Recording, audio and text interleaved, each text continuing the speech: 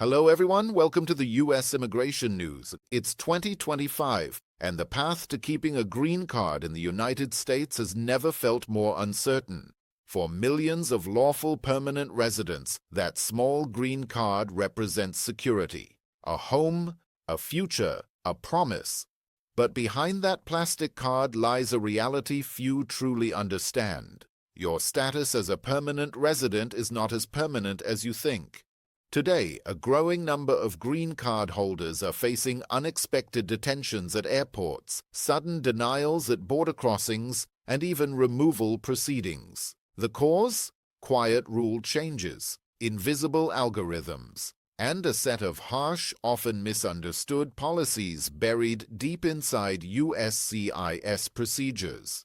If you're a green card holder in 2025, or you plan to become one, this report may be the most important thing you hear today.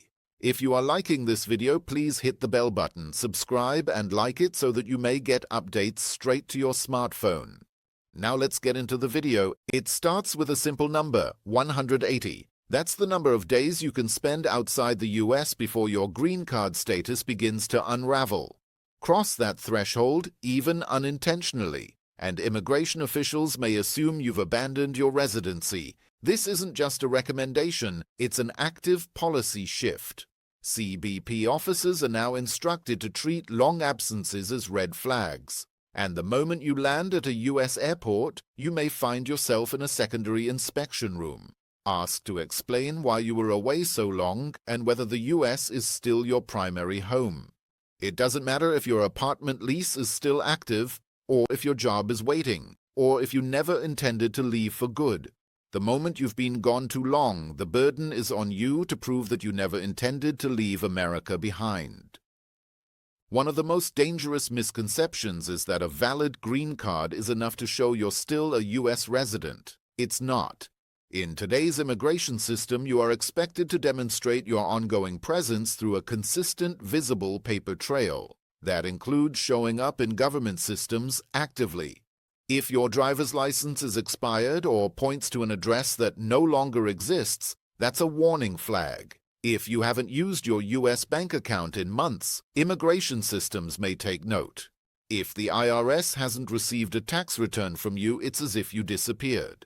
The government won't send you a letter, won't pick up the phone, but they will quietly start treating you as someone who has already left.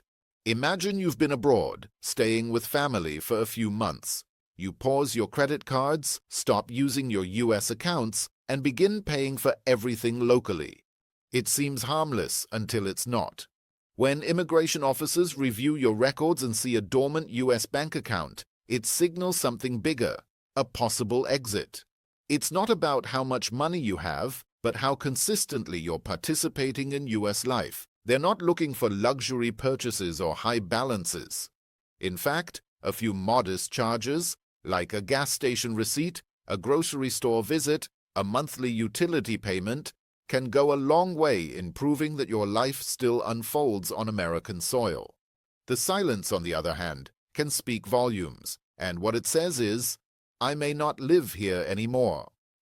For many green card holders, keeping track of an expiration date doesn't always feel urgent. After all, your residency status doesn't expire with the card, right? Not exactly. When your green card expires, so does your protection at the border. You may be treated not as someone returning home, but as someone seeking new entry. And that difference can change everything. Officers may refuse to let you back in, they may place you in removal proceedings, or they may require you to start the residency process all over again. That's why immigration officials strongly recommend filing for renewal at least 6 months in advance, not 6 weeks, not 6 days, because even a short delay could jeopardize everything you've worked for. Today's immigration enforcement isn't just happening at airports and border checkpoints. It's happening behind computer screens through what's known as the abandonment profile. This digital system compiles publicly available data, your address history, DMV activity, tax filings, and even social media use. When those data points go quiet, the system begins flagging your account as potentially inactive. You won't get an email, you won't get a call, but when you try to re-enter the US, it may be the reason you're pulled aside. In many cases, officers already have your profile up before they ask the first question. Returning to the US used to be simple: a smile, a stamp, a welcome home. But for green card holders in 2025, re-entry often feels more like a federal interview. You may be asked where you live, who your employer is, why you were abroad, how long you've been gone, and most importantly, whether you can prove your answers. If you hesitate or your answers don't line up with the data on file, you could face hours in inspection, or worse, denial of entry. Today, re-entry isn't just about showing your green card. It's about proving your life still exists on US soil. Life happens. A loved one falls ill, a parent dies, a sibling needs help overseas. But here's the hard truth. Immigration law doesn't run on empathy. It runs on documentation.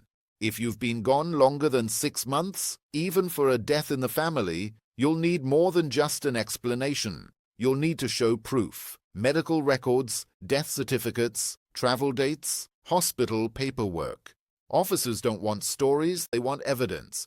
And if you don't have it, you risk losing everything, at a time when you're already grieving. Residency means more than a physical place. It means consistency. And in the eyes of USCIS, an address isn't just where you sleep, it's how you're tracked. If your green card says one address, your license says another, and your tax return goes to a mailbox rental, you've just triggered a chain of suspicion. Officers are trained to look for alignment across government systems. If your paperwork doesn't tell a cohesive story, they may start asking questions you didn't expect and may not be prepared to answer. Even if you didn't earn income in a given year, failing to file a tax return can still raise serious red flags. The U.S. government sees tax returns not just as financial documents, but as proof of participation. Filing taxes says, "I'm here. I'm part of the system." Skipping a year, even during unemployment or illness, can suggest the opposite. And in immigration, the absence of data is often interpreted as absence of residency. It sounds like the easiest question in the world. Where do you live? But for many green card holders, it's the question that breaks them. If you hesitate, if you get the zip code wrong, if you fumble your street number, you may give the impression that you don't really live here. That one moment of doubt can lead to more questions, a flagged file, and an inspection that spirals out of control. So, know your address, know your documents, and answer with the confidence of someone who belongs, because if you don't, the system may decide for you. A green card represents more than legal status. It represents hope, sacrifice, and years of hard work. But in 2025, it also represents responsibility. U.S. immigration enforcement has grown more technical, more data-driven, and more skeptical. There are no second chances for those who miss the fine print, and there are no warnings for those who quietly fall out of compliance. So if you're a green card holder today, take nothing for granted. Stay active, stay documented, stay connected. Because in today's America, the smallest detail can carry the biggest consequence. That's all we have for this bulletin. The U.S. Immigration News Channel provides all necessary visa information and procedures for your U.S. immigration journey. It is important to understand the United States immigration processing steps, visa application requirements, processing times, forms, fees, and more. We will continue to provide all information about U.S. visitor visas, such as B1 and B2, work visas such as L1A, L1B, and H1B, student visas, green cards, immigrant visas, EB1, EB2, EB3, EB4, and EB5, and family immigrant visas. If you haven't already, please subscribe to the U.S. Immigration News Channel. Thank you for watching, and we'll see you in the next video.